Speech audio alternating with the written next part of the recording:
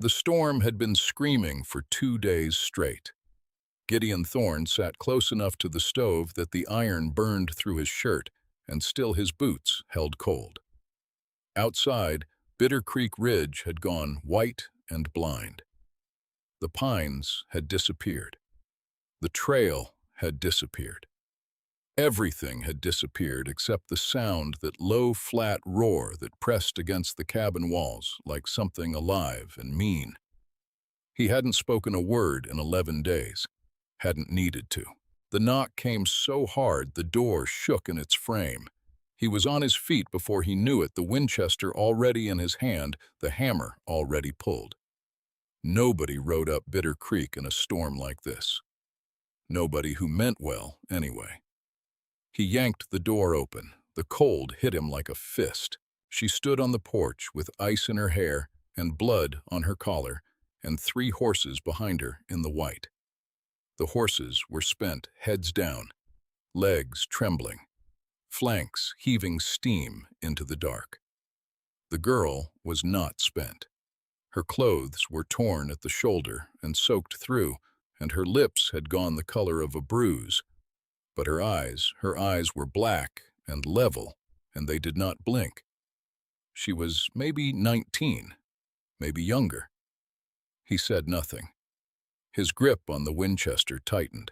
She said, "My father told me you wanted children." The wind screamed between them. Gideon had not moved in 10 years.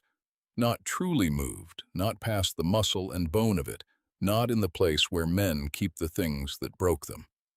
He had learned to live inside that stillness, the way a man learns to live inside a scar. It wasn't comfort. It was just the shape of him now. Her words went through it like a nail through dry wood. He stared at her. His jaw worked once and stopped. She reached inside her coat with a hand that had bled through the wrapping on 2 fingers and pulled out a letter. The paper was dark, wet in places that weren't rain or snow. She held it out. He didn't take it. "He is dead," she said. "Read the letter." He took it.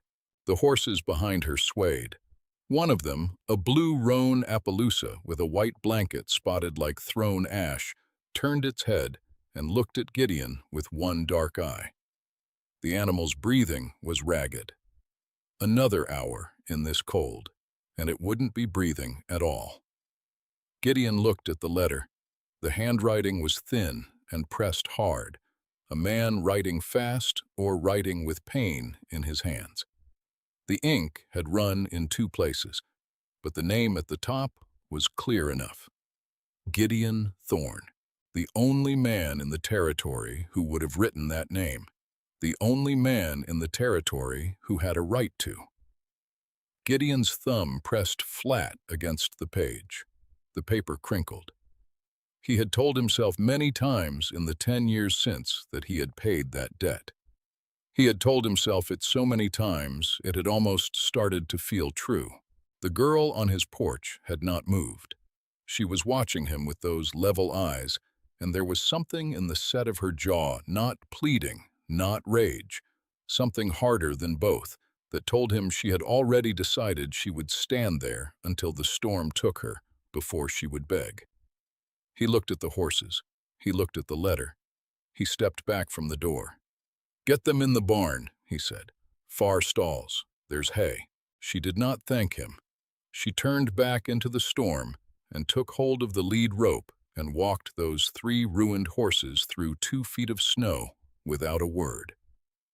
He watched her go until the white swallowed her.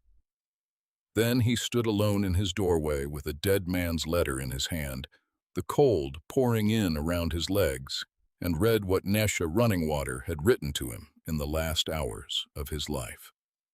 By the 3rd line, Gideon's hand had stopped moving.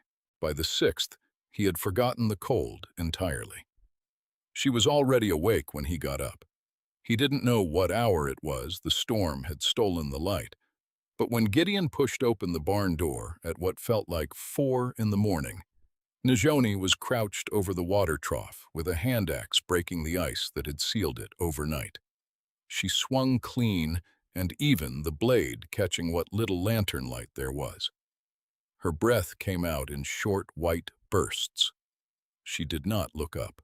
He stood in the doorway long enough to feel foolish, then went back inside. He read the letter again over coffee he didn't taste. Nasha had written it in 2 parts. The first part was for his daughter. Gideon could tell by the tenderness of it the way the handwriting slowed. He didn't read that part twice. The second part was for him. What they're doing to us is legal, Gideon. That's the ugliest part. Bartholomew found a judge who'll sign anything with enough silver behind it. Najoni has no standing in their courts. No papers, no husband, no deed. Under their law, she is property to be seized, same as an unbranded horse. I'm asking you to be the wall between her and that. Not out of pity, out of what you owe me. You know what you owe me. Gideon set the letter down. He knew. He went to the window and looked out at the barn. Through the gap in the doors, he could see the lantern still burning. He had told her the terms the night before, flat and without apology. She would sleep in the tack room. She would earn her keep. The moment the storm broke and the trail opened, she could ride out, and he would make no claim on the horses. She had listened. Then she had said, "And the horses stay here through winter. If you work for it, I will work for it." He had expected her to struggle with the cold. Most people did, even men who'd lived on the ridge for years. The cold up here wasn't just temperature, it was weight. It pressed down on everything. It made simple tasks take 3 times as long and cost 3 times as much. Najoni did not struggle. She moved through the cold the way water moves through rock, not fighting it, just finding the path. She set snare lines in the timber before he'd even thought to check the traps. She knew which deadfall to use for which animal. She packed the gaps in the barn wall with a mud and grass mix she'd made herself, cutting the wind so the horses stopped shivering by the 3rd night. Her hands bled. He saw the cracked skin along her knuckles, the 2 fingers she'd wrapped back in the barn. She never mentioned it. She wrapped them tighter in the mornings and went back out. He stopped waiting for her to quit somewhere around day 6. By day 10, he had started leaving her coffee on the porch before she came in for the night. She never thanked him for it. He told himself he didn't want her to. On the 14th morning, he found 4 of his cattle down. Not just down wrong. Foam at the lips, legs kicking at nothing, eyes rolled back to white. He lost one before noon. The others were going fast, the sickness moving through them the way fire moves through dry grass, low and quick and unstoppable. He stood in the pen with his hand on the neck of a steer that had been healthy 3 days ago and felt the heat coming off the animal in sick waves. Najoni appeared at the fence rail. She looked at the cattle. She looked at the snow around the water trough, the yellow tinge at the edges, the way the ice had a faint film on it that hadn't been there last week. Her jaw set hard. She said, "Someone put something in the creek." He looked at her. "I need your axe," she said, "and every clean bucket you have, and I need you to stay out of my way." She was already moving toward the timber before he answered. By nightfall, the cattle were worse. By midnight, she was still working her shadow crossing the lantern light over and over in the barn window. And Gideon sat on the porch in the killing cold and watched and could not think of one useful thing to do. He had not felt that way in a long time. He wasn't sure he liked it. She saved all 4 of them. Gideon watched it happen and still couldn't fully account for it. 3 days she didn't sleep. Not real sleep. Maybe an hour here and there slumped against a stall post before she pushed herself back up. She stripped bark from the willows along the creek, boiled it down, mixed it with something black and gritty. She'd packed in a cloth pouch in her saddlebag. She pried open each animal's jaw herself and poured it in slow, holding the head steady, talking low in a language he didn't know. By the third morning, all 4 cattle were standing. Gideon didn't say anything when she came in. He just put a plate of salt pork and cornbread on the table and went outside to give her the room. When he came back, the plate was clean and she was asleep sitting up in the chair, her chin on her chest, both hands still wrapped in strips of his old flannel shirt. He put a blanket over her shoulders and stood there longer than he needed to. They came 8 days later. Gideon heard the horses before he saw them, too many, moving too slow, the way men move when they want you to know they're coming and want you to sweat over it. He was at the woodpile when they crested the ridge. 6 riders, Bartholomew in front. The sheriff was a big man, going soft in the middle, with a silver star on his coat, and small eyes that never quite settled on anything directly. He rode up to the yard fence and stopped and looked around the property, the way a man looks at something he's already decided belongs to him. Najoni came out of the barn, Bartholomew's mouth curved. Well, still here. 2 of his men dismounted without being told. One of them walked to the water bucket by the barn door and kicked it over. The water spread black across the frozen ground. He did it like it meant nothing, like it was just something his boot had done. Heard you been having trouble with your stock, Thorn. Bartholomew's eyes moved to Najoni. Funny thing, trouble starting up right when you got yourself astray. Ride back down, Gideon said. Just a wellness check. Bartholomew leaned on his saddle horn. You know what the law says about harboring individuals with no legal standing. Apache woman's got no deed, no papers, no citizen rights. Anything she touches becomes disputed property. He paused. Anything bad happens to your herd, well, courts will want to know who had access. Gideon's hand moved toward the Winchester on the porch rail. Najoni stepped between him and it. She didn't touch him. She just put herself in the way, her back to Gideon. Her face turned up toward Bartholomew, and the look she gave the sheriff was so flat and so cold, it stopped the man's smirk for just a half-second before he put it back. Gideon understood. He understood it in his gut before his head caught up. If he raised that rifle, Bartholomew had everything he needed. A hostile act on a lawman. Both of them swinging before the week was out. Bartholomew let the silence sit, then clicked his tongue and wheeled his horse. Snow's thinning up on the north face. Give it 3 weeks. He didn't look back. I'll bring the wagon. They rode out laughing. The sound of it carried a long time in the cold air. Najoni watched them go. Her shoulders didn't drop. Her breathing didn't change. She bent down, picked up the overturned bucket, and walked to the creek to refill it. That night, Gideon woke at 2 in the morning to the lantern moving in the barn. He got up and looked and saw her through the gap in the doors, still working, checking each animal, checking the water, resetting the bark medicine to steep. She had heard the same thing he had heard. 3 weeks. He lay back down and stared at the ceiling and did the arithmetic on 3 weeks and came up with nothing good. Bartholomew had a signed order. He had 10 guns. He had the law written so that Najoni didn't exist inside it, except as something to be seized. What Gideon had was a Winchester 40 rounds and a debt to a dead man. He was still staring at the ceiling when the answer came to him.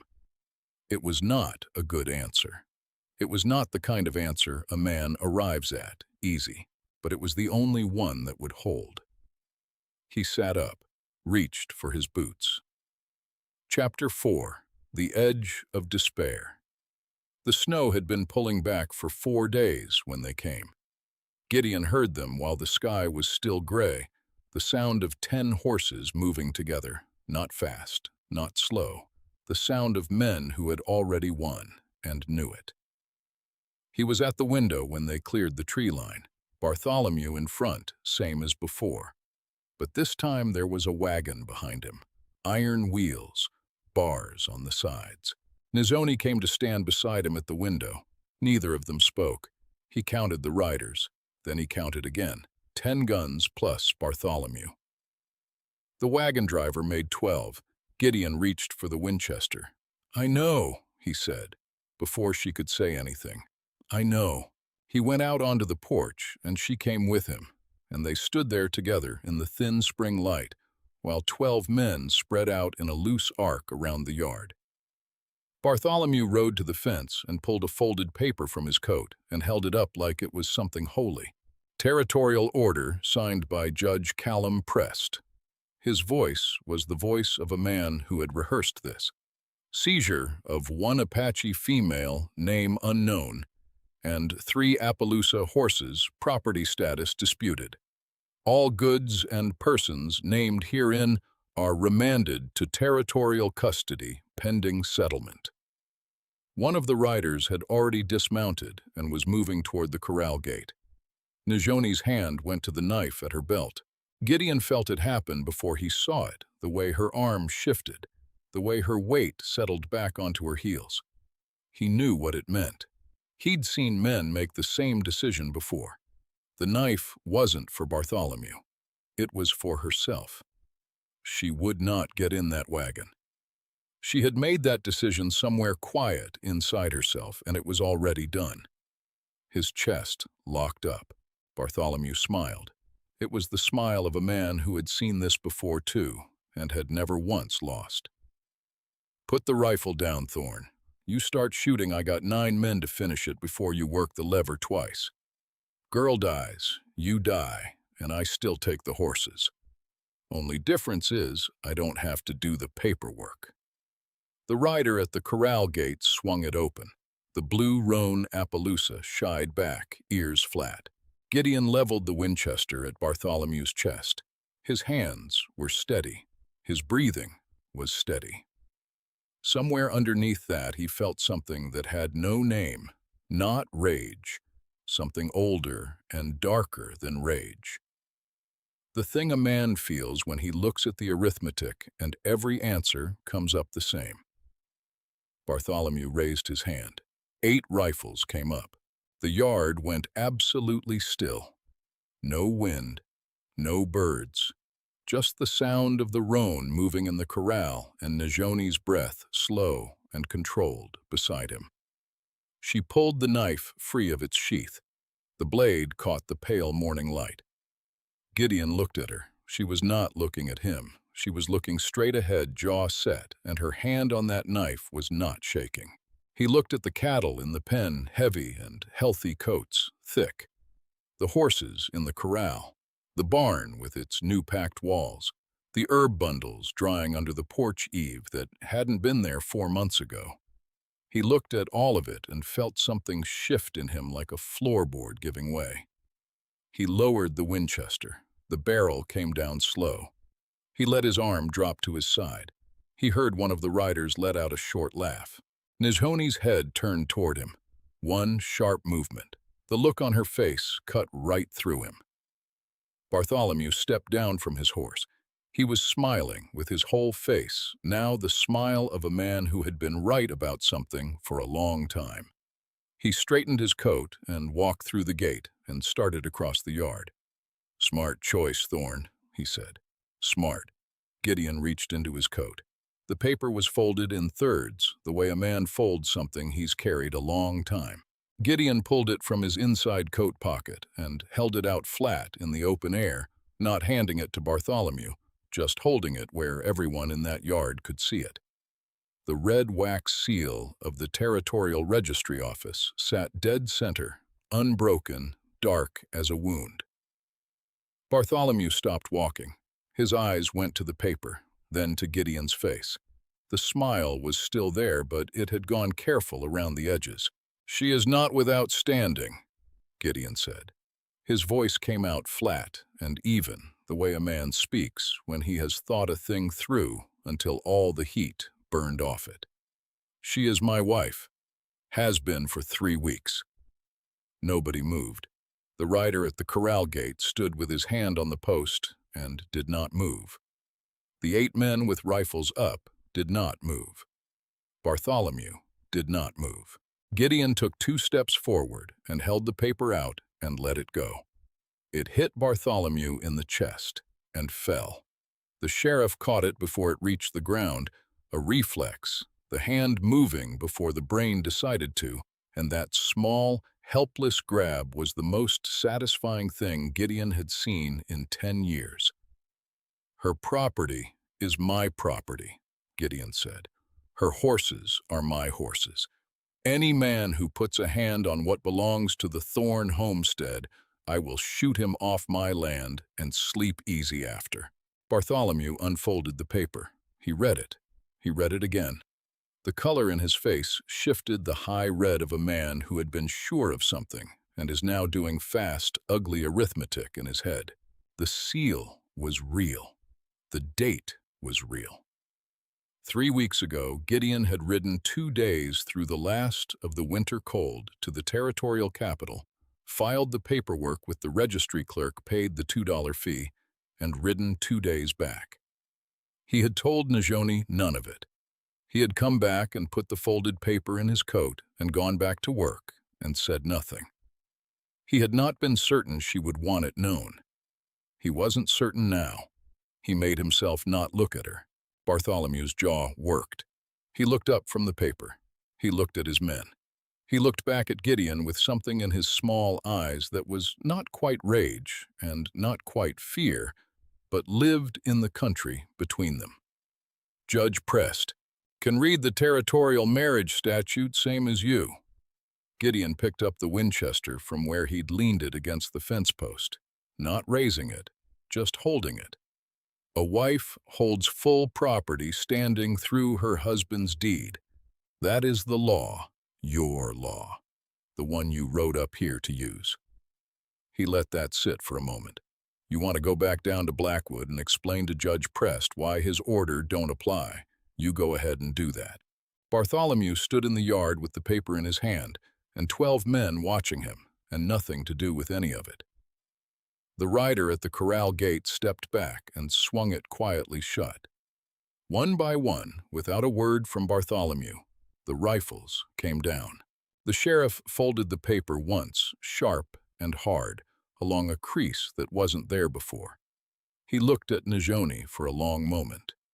She looked back at him without the knife in her hand. She had put it away, at some point Gideon hadn't seen when, and her face was so still it could have been cut from the same rock the cabin sat on. Bartholomew dropped the paper in the dirt, turned back to his horse, climbed up. He rode out without speaking. His men followed. The wagon, last iron wheels grinding slow over the wet ground. Gideon watched until they were back in the tree line. Then he turned around. Najoni was standing 6 feet away, looking at him. Her expression was not what he had expected. Not relief, not gratitude. Something slower than that, and deeper, the look of a person recalculating something they thought they already understood.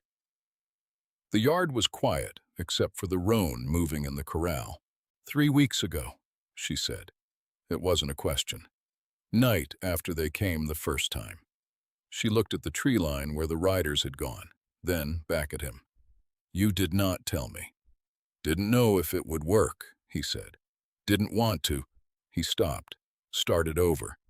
"Didn't want you counting on something that might not hold." She was quiet a long time. Then, "My father knew you would do something like this." Gideon picked up Bartholomew's paper from the dirt and folded it back along its original lines. He held it out to her. "Yours to keep," he said, "or burn, whichever suits you." She took it. Her fingers closed over it slowly, like something she intended to hold on to. By September, the trail up Bitter Creek Ridge had a rut worn into it. Gideon noticed it one morning in the way he noticed most things now quietly without making much of it. The rut was 8 inches deep in the soft stretch past the second creek crossing. Wagon wheels. Coming up, not going down. 3 months of them. The first had been a Thursday in late April. Harlan Deese, from the feed store, hat in hand, asking in a voice stripped of everything it used to carry whether Najoni might have any of the joint medicine left, the kind she'd sold to the Kettrick woman for her husband's hands. He'd brought silver. He set it on the porch rail without being asked. Nizoni had looked at the silver, then at Dees. She took the silver and went inside and came back with a cloth pouch tied with cord and told him the instructions once clearly without repeating herself. Dees said thank you 3 times on his way back to his wagon. After he'd gone, Gideon stood in the yard and felt something move through his chest that he didn't try to name. By June, there were 2 wagons a week. By August, 4. They came for the medicines. First, the willow bark compound, the dried root bundles, the poultices she made from plants. Gideon couldn't identify that grew in the rocky soil above the tree line where nothing else would. Then they started coming for the horses. The blue roan threw a foal in July. Gray-white legs like new fence posts, spots scattered across the hindquarters like a handful of thrown stones. Word got down to Blackwood fast, then past Blackwood. A man rode up from Cimarron just to look. He looked for 20 minutes, and then he made an offer that Gideon would not have believed 3 months ago. Najoni heard the number and said she would think on it. She thought on it for 2 days, and then she negotiated him up by a third. Gideon had been at the fence watching that conversation happen and had to turn away before the man saw his face. On an evening in late September, the last wagon of the week came and went before sundown, and the ridge went quiet the way it only did in autumn. A deep, clean quiet.